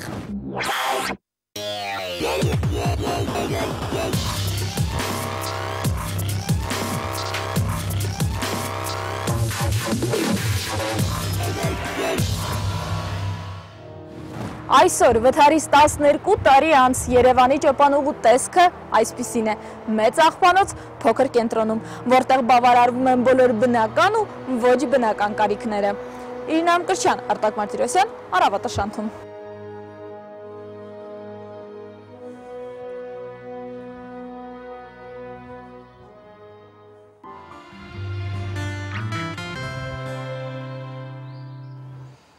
Ով է մեղավոր, որ այսօր ճոպանուղին հայտնվել է հենց այս վիճակում։ Իհարկե, հենց այն իշխանավորը, որը հենց այդ ժամանակաշրջանում վաճառեց այդ ճոպանուղին, չգիտես թե ում, եւ այդպես բացի թողի մնաց։ Ինչպես եւ ժամանակին վաճառվեց, ասենք, եւս մեկ օբյեկտ, հայ ֆիլմը, որը նույնպես վերածվեց աղբանոցի։ Վերջապես ով է այդ ամենի պատասխանը տալու, չգիտեմ, բայց մի օր պատասխան կտան։ Իսկ մեզ մոտ կոմերցիոն դադար է։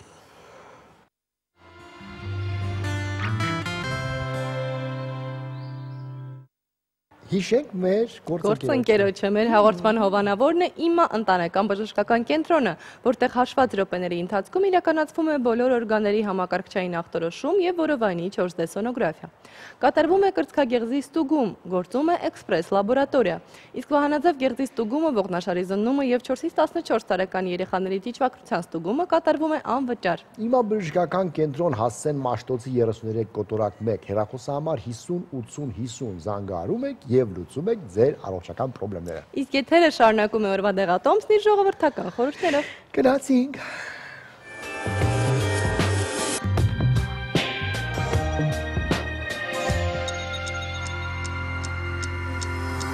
Դուք շարունակում եք հետևել մեր դեղատոմսերին, իսկ մենք մեր դեղատոմսերով փորձում ենք հետևել ձեր առողջությանը, այս անգամ տնական միջոցներով կփորձենք կարգավորել ձեր բարձր արյան ճնշումը։ Մանրամասները Մարիամ Վահանյանի հետ։ Բարև ձեզ Տիկին Վահանյան։ Բարև ձեզ։ Տնական ինչ մեթոդներ կան, երբ մեզ մոտ առկա է արյան բարձր ճնշում։ Իհարկե յուրաքանչյուր անգամ ժողովրդական բժշկությունը մտածում է, պրպտում, գտնում այնպիսի միջոցներ, որպեսզի մենք կարողանանք օգտագործել այդ միջոցները, սննդի տեսակները, որպեսզի օգնենք մեր օրգանիզմին, որովհետև դեորայք օգտագործելով բոլորս գիտենք, մի օրգանին այո լավ է, մյուսին վատ եւ բացի այդ մեր լյարդի ֆունկցիան է վատանում, մենք խնդիր ենք ունենում հետագա իր վատ աշխատանքին, դրա համար մենք աշխատենք այնպիսի սնունդ օգտագործել, որպեսզի մեր արյան ճնշումը չբարձրանա։ Գիտենք, որ արյան ճնշումը բարձրանում է այն դեպքում, երբ խոլեստերինը բարձր է, խտությունը բարձր է, այնտեղ խնդիրներ կարող են առաջանալ, որ հետագայում նաև ազդի սիրտանոթային համակարգի վրա, ուստի որպեսզի մեր սիրտը նորմալ աշխատի, անխափան, մեզ երկար ծառայի եւ գեղեցիկ, այդ դեպքում օգտագործենք այն սնունդը, որը մեզ անհրաժեշտ է։ Օրինակ, հնդկացիները գտել են, որ անհրաժեշտ է օգտագործել կակաո։ Կակաոն իհարկե բավականին կալորիականությունը բարձր է, իրենք այն օգտագործում են հենց այսպես ջրի հետ խառնելով, մեկ թեյի գտալը մեկ բաժակ ջրին, իրենք ինչ են զգացել, որ արյան ճնշումը դրանից չի բարձրանում։ Հետագայում իրենք հասկացել են, որ դա իհարկե կակաոից է, որտեղ նրա մեջ կա նյութ, որը ազդում է հենց անոթներում գտնվող այն բաղադրության վրա, որը բարձրացնում է արյան ճնշումը եւ այսինքն նաեւ ունի լիցքաթափելու, ունի սրտի աշխատանքը կարգավորելու եւ նաեւ արյան անոթները լայնացնելու հատկություն։ Իսկ մենք գիտենք, եթե սպազմը վերացել է, մենք գիտենք, որ շոկոլադը սպազմը վերացնում է, սերոտոնին հորմոն է արտադրում, նույնը եւ կակաոն, սպազմը վերացնելուց հետո արյան անոթները լայնանում են եւ մեր ճնշումը վերանում է։ Հաջորդ սնունդը բանանի հյութն է։ Ինչ է անում, շատ հաճախ մտածում ենք, որ բանան ու կալորիականությունը բարձր, բայց բանանի հյութը, թուրմը երբեք արյան ճնշում չի բարձրացնում։ Ինչու՞։ Որովհետև մենք գիտենք, որ երբ օրգանիզմում արյան մեջ շատ է նատրիումը նպաստում է նրան, որ մեր օրգանիզմից չհեռանա ջրերը, այտուցում է նաև մեր անոթները,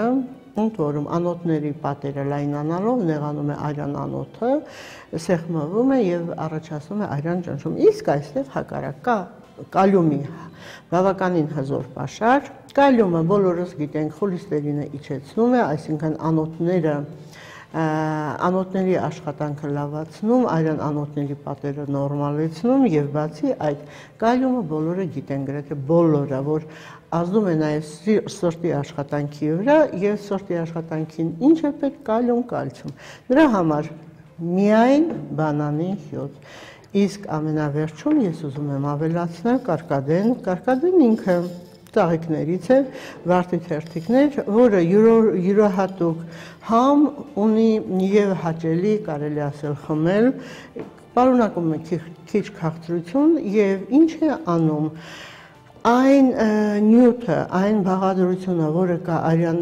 անոթների մեջ, որը ստիպում է անոթի ճնշումը բարձրանա, այն հենց կարկադեն հենց այդ բլոկադա է անում, չի թողում, որ այդ նյութը ստեղծվի եւ ստեղծվելուց բոլորը գրեթե գիտեն, կարելի ասել գրեթե բոլորը, որ կարկադեի թերի օգտագործելուց, եթե ցածր ճնշում ես ունենում, առավել եթե օգտագործում ես, ճնշումը շատ իջնում է։ Դրա համար մենք օգտագործում ենք կարկադեի թեր, ընդ որում մեկ թեյի գթալը մեկ բաժակ ջրին, տաք եռման ջրի մեջ թողնում ենք 10 րոպե, 15 րոպե եւ օգտագործում։ Այստեղ նույնիսկ ոչ մեղրի կարիք կա, ոչ շաքարավազի։ Կարկադեի թեյը հրաշալի օգնում է։ Իսկ եթե փոքր-ինչ չենք կարողանում արդեն փոքր-ինչ կա, ապա իհարկե հայտնի տզրուկաբուժությունը բնության կողմից ստեղծված այս հրաշք էակները, որ նույնիսկ կարելի ասել անգամ նույնիսկ իմ շփումը, իմ հաղորդակցությունը իրենց հետ տալիս է դրական էներգիա, այսինքն առողջություն եւ խոլեստերինն է իջեցնում եւ այ տեսեք արդեն ինձ մոտ կպա, որովհետեւ երևի խնդիր կա ինձ մոտ եւ խոլեստերինն է իջեցնում եւ օրգանիզմը առաջացնում է նոր բջիջներ, նոր արյան գնդիկներն է շատացնում, բորբոքային process-ն է վերացնում, այնպես որ տալիս են էներգիա, տալիս են դրական էմոցիաներ մեզ մոտ, ուրեմն օգտագործենք եւ լինենք առողջ։ Շնորհակալություն այսօր էլ ահա այսպիսի տեղատոմսեր, եթե ինչ-որ մի բան բաց թողեցիք, ապա պես կարող եք փնտրել եւ գտնել Շանթի պաշտոնական կայքերում, իսկ մենք յուրաքանչյուր աշխատանքային առավոտ անպայման կհանդիպենք։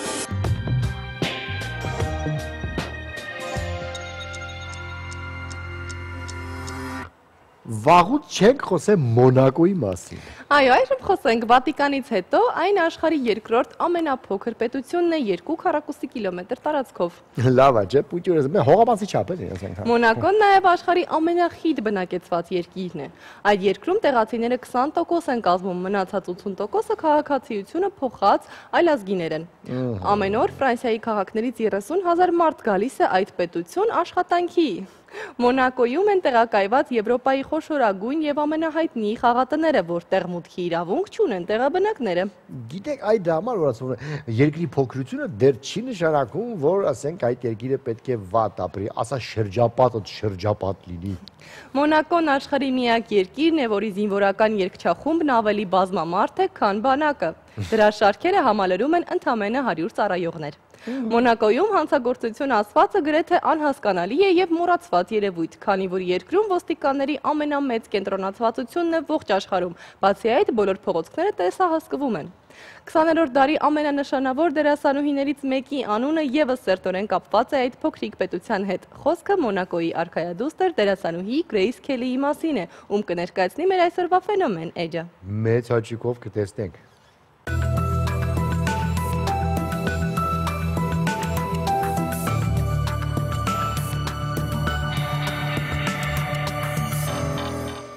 կնոջ գլխավոր առաքելությունը ընտանիքի սյունը դառնալն է։ Կենդանիների մոտ էլ չես տեսնի, որ արուն հոգա երեխաների մասին, դա դեմ է բնությանը, եւ հետո որպես չամուսնացած կին ես սարսափելի վտանգավոր կլինեի։ Մինչ Մոնակոյի թագուհի դառնալը Ֆիլադելֆիացի այս աղջիկը հասցրեց իր ձեռքում պահել Օսկարի երանելի արձանիկը, դառնալ Ալֆրեդ Հիչքոքի ամենասիրելի շիկահերներից մեկը եւ իհարկե կանացիության, նրբության ու հրեշտակային գեղեցկության հոմանիշը Գրեյսը ծնվել էր, որպեսզի դառնար թագուհի։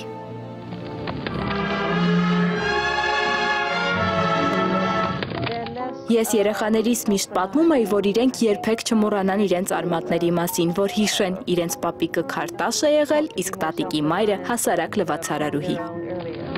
Տարեկան 16 միլիոն դոլարի եկամուտ ունեցող Ջոն Բրենդոն Ջեք Քելի ավագը միանգամից չէր հասել սեփական շինարարական ընկերություն ունենալու բախտին։ Նախկինում նա հասարակ մի քարտաշ էր ու ամուսնացել էր ֆիզկուլտուրայի հասարակ մի ուսուցչուհու հետ։ Հենց նրանց Ջոն եւ Մարգարետ Քելիների ընտանիքում էլ 1929 թվականի նոյեմբերի 12-ին ծնվեց Հոլիվուդի ապագա խորհրդանիշերից մեկը՝ Գրեյս Քելին։ Գրեյսին, ինչպես նաև ընտանիքի մյուս 3 երեխաներին, հայրը բարեկեցիկ կյանք էր ապահովել Ֆիլադելֆիայում, բարեկեցիկ, բայց ոչ շքեղ։ Չէ՞ որ Ջեք Քելին ակադեմիական թիավարության օլիմպիական չեմպիոն էր ու մարզիկին բնորոշ պահանջկոտությամբ, զսպվածությամբ ու խստությամբ էր դաստիարակում իր բոլոր երեխաներին։ Այդպես 6-ամյա Գրեյսը շուտով հայտնվեց Մենաստանի ինքից դպրոցում, որտեղ խիստ կաթոլիկ դաստիարակություն էր ստանում։ Հենց այնտեղ նա առաջին անգամ բեմ բարձրացավ, խաղալով Սուրբ Աստվածածնի դերը Սուրբ Ծննդյանը նվիրված ներկայացման ժամանակ։ Երբ 14 տարեկան էր, Գրեյսը շարունակեց ուսումը օրիորդների մասնավոր դպրոցում։ Ծնողները հույս ունեին, թե դրանից հետո իրենց աղջիկը կհայտնվի քոլեջում, միայն թե Գրեյսը մաթեմատիկայից շատ ցածր բալեր էր հավաքել, բայց 18-ամյա աղջիկը երջանիկ էր։ Նա որոշեց հետևել Ինգրիդ Բերգմանի օրինակին, ումով ամնացորդ հիանում էր ու դառնալ դերասանուհի։ Բացի այդ էլ Գրեյսը հոգնել էր ծնողների խնամքից, իսկ մաթեմատիկայից տապալած քննությունը հիանալի հնարավորություն էր հաջողությունը փորձել մեկ այլ քաղաքում ու վերջապես գալ ազատ կյանքի համը։ Դրամատիկ արվեստի ամերիկյան ակադեմիայում սովորելու միտքը Գրեյսի հորն իհարկե դուր չեկավ, բայց այնուամենայնիվ համաձայնեց աղջկան ճանապարհել Նյու Յորք։ Ի հեճուկս ծնողների անվստահության ու վախերի Գրեյսը շատ կարճ ժամանակում գտավ իրեն հսկա քաղաքում։ Գրեյսին միանգամից ընդունեցին ակադեմիա, ապագա աստղին այդ ժամանակ խանգարում էր միայն ռնգային ձայնը, որի վրա Գրեյսը պետք է դեռ երկար աշխատեր, որպեսզի այն սկսեր հնչել մեղմ ու գրավիչ երանգով։ Հասակը 170 սանտիմետր, քաշը 58 կիլոգրամ։ Այսպիսի տվյալներով Գրեյսին այդքան էլ դժվար չէր դասերին զուգընթաց նաև աշխատանք գտնել։ Ծխախոտից ու ներքնազգեստից մինչև թանկարժեք մորթիներ եւ սպորտային հագուստ, կարևոր չէ ինչ էր գովազդում։ Գրեյսը սկսել էր ֆոտոմոդել աշխատել տարբեր գովազդային գործակալություններում եւ առաջին անգամ ինքնուրույն գումար վաստակել։ Եթե որևէ մեկը երբևէ պատմի իմ կյանքի պատմությունը, դուք կհասկանաք, որ ես երբեք հեքիաթիկ կերպար չեմ եղել, այլ իրական մարդ։ Բնությունից տրված նուրբ դիմագծեր ու մետաքսի պես թափանցիկ մաշկ ունեցող Գրեյսի հետևից շուտով իրենք լուսանկարիչները սկսեցին վազել։ Օբյեկտիվից այն կողմ Գրեյսը գնալով ավելի իրական, ավելի գրավիչ ու ավելի կանացի էր դառնում, իսկ լուսանկարիչներն ավելացնում էին իրենց մուսայի հոնորարը ժամը $25։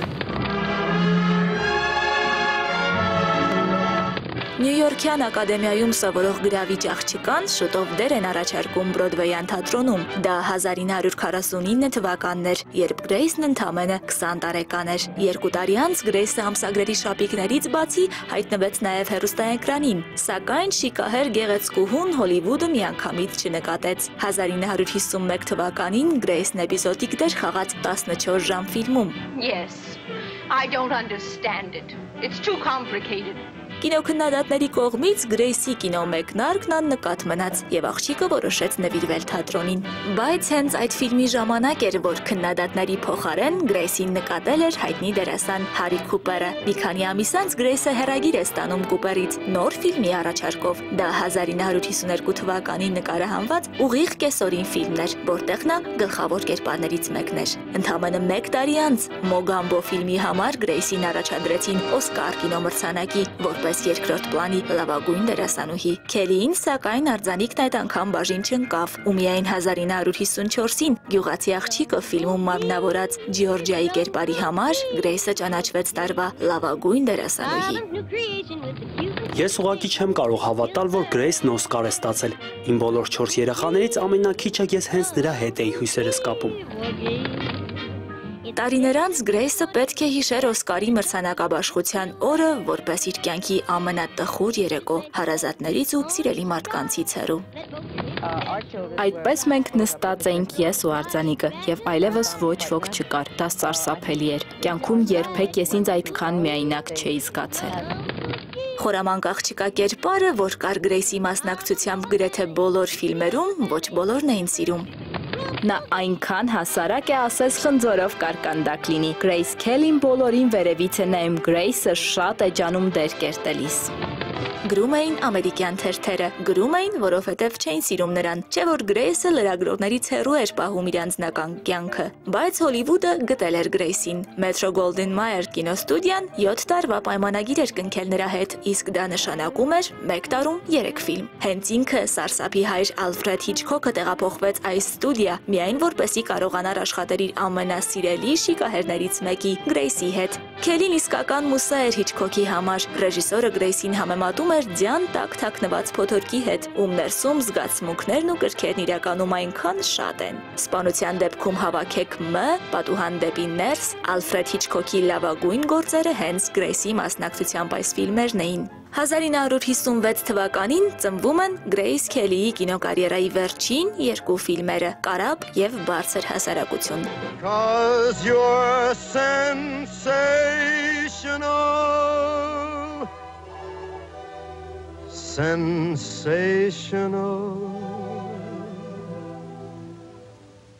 That's all.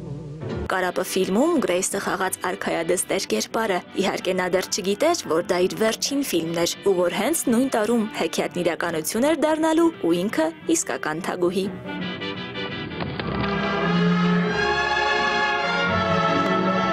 Մի քիչ դանդաղ խոսեք, չէ որ ես շիկահեր եմ։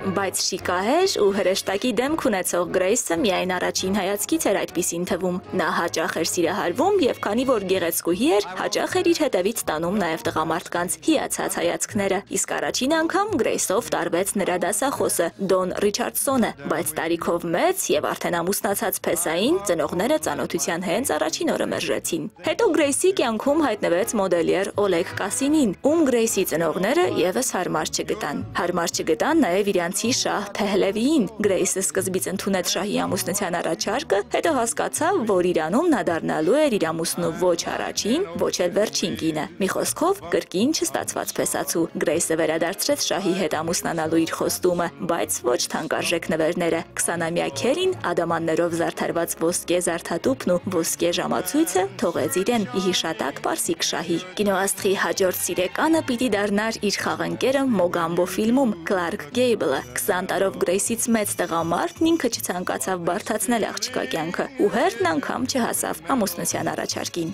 Այդպես ճակատագիրն ամեն անգամ հետ էր պահում Գրեյսին ամուսնանալու մտքից, պահպանելով իդեալական փեսացուի համար, ում այդքան ցանկանում էին Գրեյսի ծնողները ու հենց ինքը։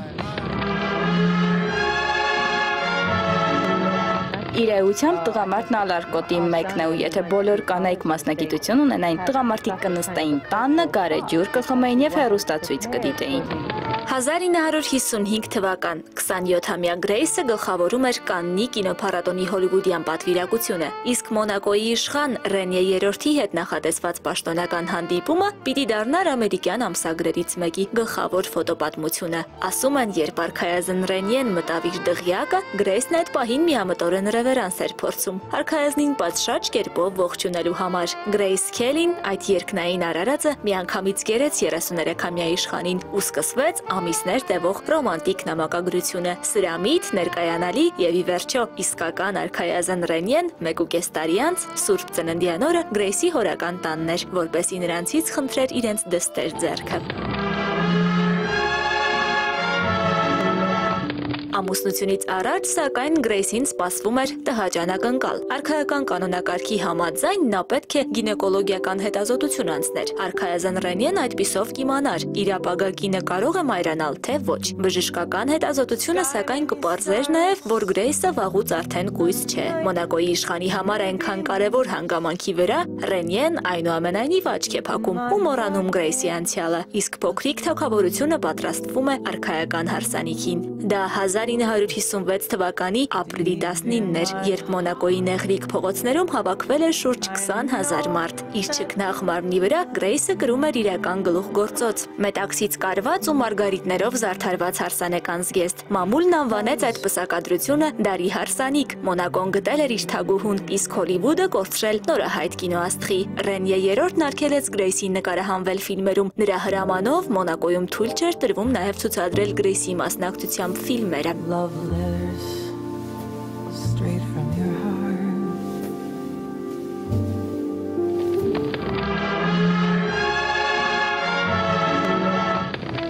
Գիտեք, ԱՄՆ-ում դերասանները կարող են կիսել իրենց կյանքը հանրայինի եւ անձնականի։ Այստեղ Մոնակոյում լինելով արքայազն Ռենիեի կինը, ես կարող եմ խաղալ միայն մեկ դեր՝ լինել նրա թագուհին։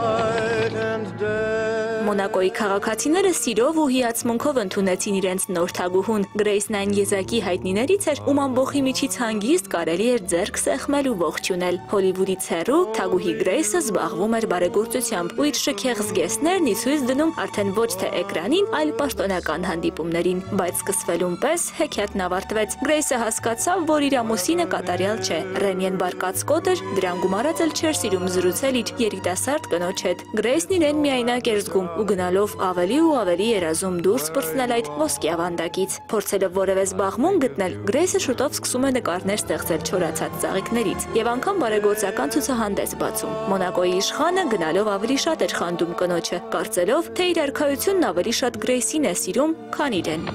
Ես չեմ ուզում ամուսնանալ մի մարդու հետ, ով իրեն ավելի ցածր է տեսնում միայն այն պատճառով, որ ես ավելի շատ եմ վաստակում կամ ավելի հաջողակ եմ, քան ինքը։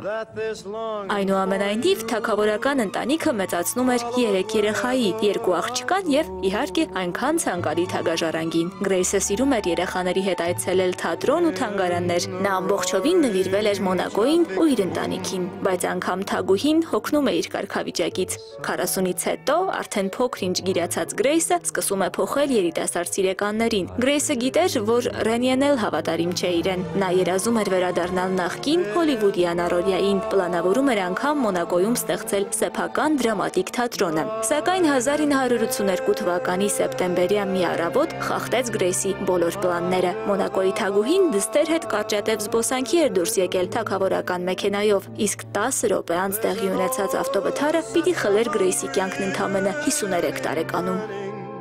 100 միլիոն մարդ հեռուստացույցով դիտում էր Գրեյսի հուղարկավորությունը, իսկ արքայազն Ռենիեն աղջկա ձեռքից բռնած քայլում էր չթաքցնելով իր արցունքները։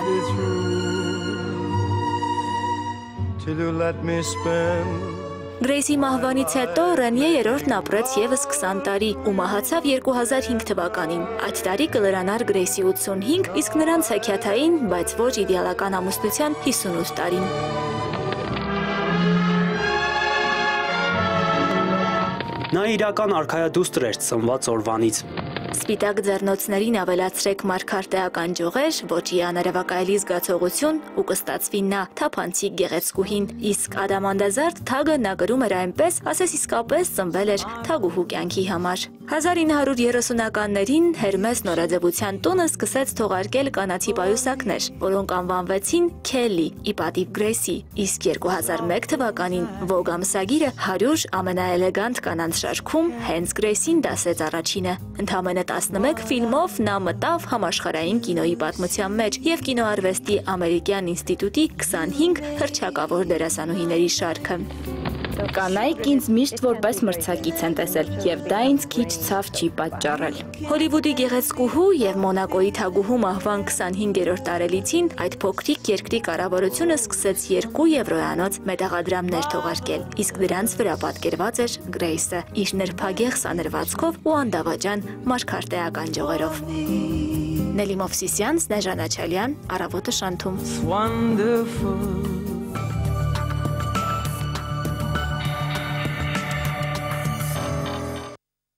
այսպիսի հետաքրքիր մի կյանք։ Եվ այս պահին մեր եթերում կոմերցիոն դադար է։ Որը նաև գովազդ է կոչվում հայերեն, այո։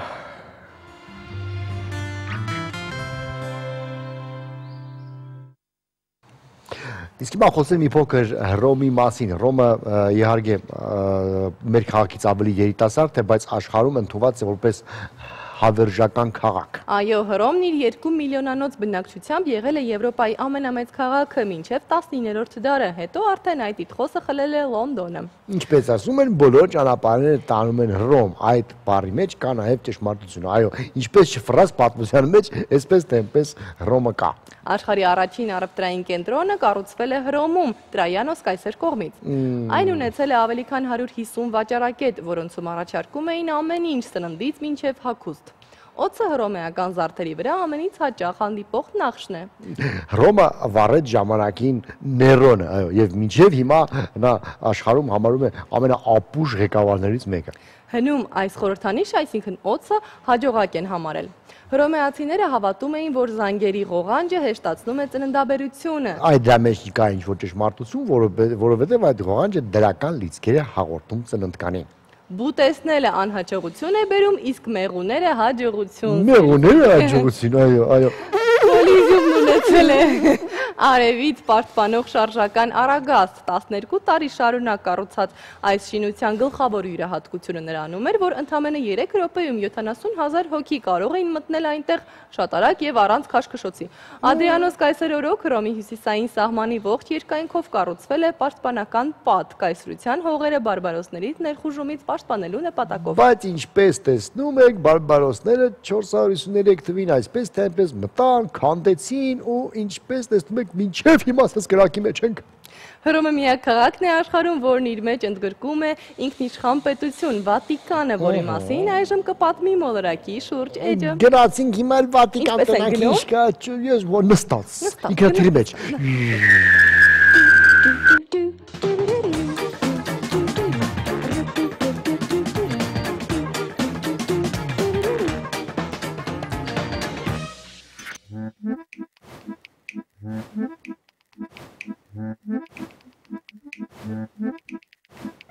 Հրաշագեղ, պատմական, հոյակերտ ու սրբազան, Վատիկան, փոքրիկ քաղաք, մեծ գանձարան։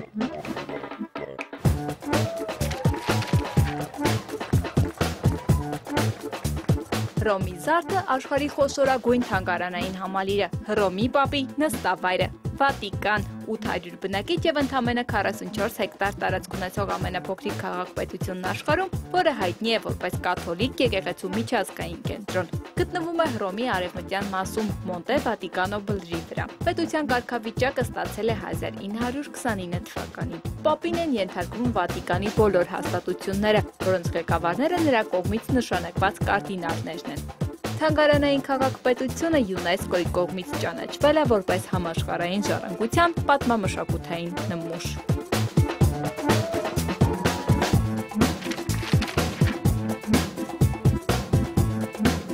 Սուրբ Պետրոս տաճարը Վատիկանի ամենամեծ շինությունն է, Հռոմի 4 հայրապետական տաճարներից մեկը եւ կաթոլիկ եկեղեցու վեհաշուք կենտրոնը։ Այն նաեւ ամենամեծ քրիստոնեական տաճարներից է աշխարհում։ Կաթոլիկ ավանդույթի համաձայն կառուցվել է Պետրոս Առաքյալի շիրիմի վրա։ Իդեպ վերջինս համարվում է կաթոլիկ եկեղեցու առաջին պապը։ Այս վայրում եկեղեցի է եղել դեռևս 4-րդ դարում, այն դարերի ընթացքում պարբերաբար վերափոխվել ու վերակառուցվել է։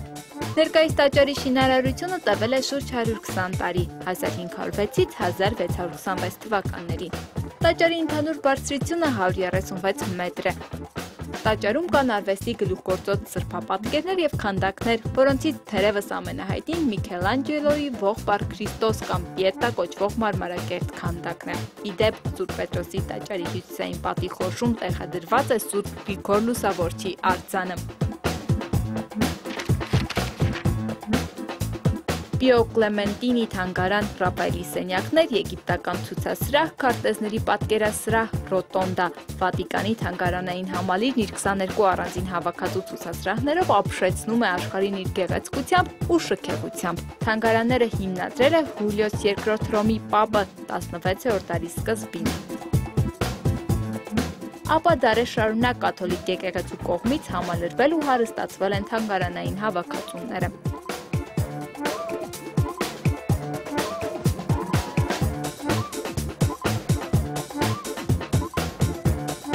Բազմադարյան վերականգնված քանդակներ, վերածննդի շրջանի արվեստի գոհարներ, հսկայական կտավներ, անգամ աճյուններ ու դամբարաններ ու աննկարագրելի գեղեցկություն։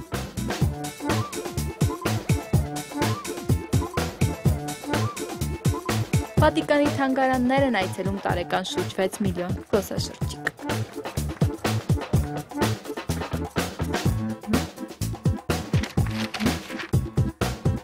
Սիքստինյան կապելլա կամ Սիքստինյան մատուռ, ներկայումս թանգարան սրբավայր, որտեղ 1870 թվականից ի վեր անցկացվում են Հռոմի պապի ընտրությունները։ Մատուռը կառուցվել է 1473-ից 1481 թվականներին Հռոմի պապ Սիքստոս IV-ի կարգադրությամբ։ Այստեղից էլ մատուռի անունը։ Առավելապես հայտնի է Միքելանջելոյի հրաշալի գլուխգործոցների շնորհիվ։ Հենց նրան են պատվիրել, որ նա նկարել ավելի քան 600 մետր քառակուսի մակերեսով վիթխարի առաստաղը։ Վերածննդի հրաշագործն առաստաղի վրա սկսել է աշխատել 1508 թվականի հուլիսին եւ ավարտին հասցրել 4 տարի անց։ Աստծո արարչագործության մասին որմնանկարների ամենահայտնի պատկերներից են ահեղ դատաստանը եւ Ադամի արարումը։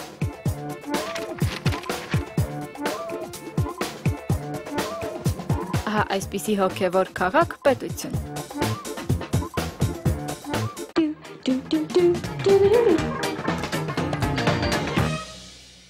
Ինչպես ասել է Մաքսիմ Գորկին, մենք ապրում ենք այնպիսի դարաշրջանում, երբ խելահեղ երևակայությունից մինչև անվիճելի իրականություն ընկած տարածությունը կրճատվում է անհավանական արագությամբ։ Խեղճ Գորկին դրա մասին ասել է հենց 30-ականներում, բա որ հիմա ապրել, խեղճ մարդը ինֆարկտ կստանար։ Այսօրվա համար պատրաստել էինք այսքանը, մնացեք բարյավ, կտեսնվենք վաղը նոր լիցքերով, բարձր տրամադրությամբ եւ հուսանք վերջին խելահեղ մարտային անակնկալներով։ Այո, սիրելիներս, անպայման կհանդիպենք, ցտեսություն։ Ինչ վաղը։